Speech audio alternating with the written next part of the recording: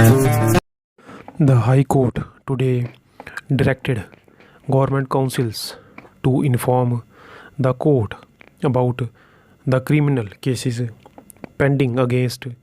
the members of parliament, members of legislative assembly, and other politicians in Jammu and Kashmir and Ladakh, and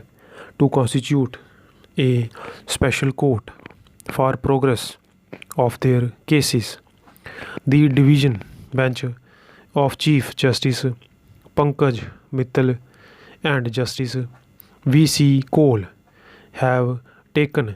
the suo motu cognizance on the directions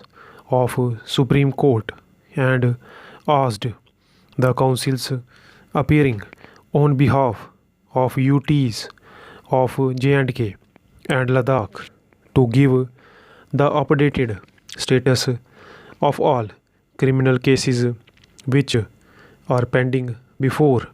the court of law against the politicians. The three-judge bench of Supreme Court on September 17 this year has directed all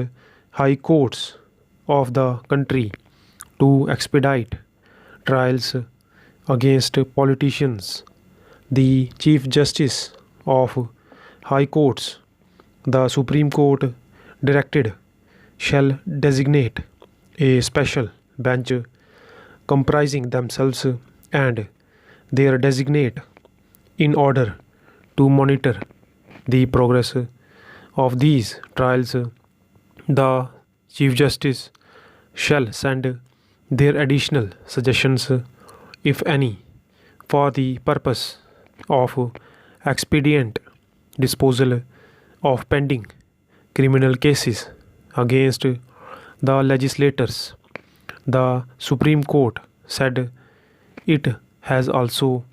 directed that no prosecution against a sitting or former MP or MLA shall be withdrawn without the leave of the High Court and asked for examination of withdrawals in light of the guidelines as laid down by the Supreme Court.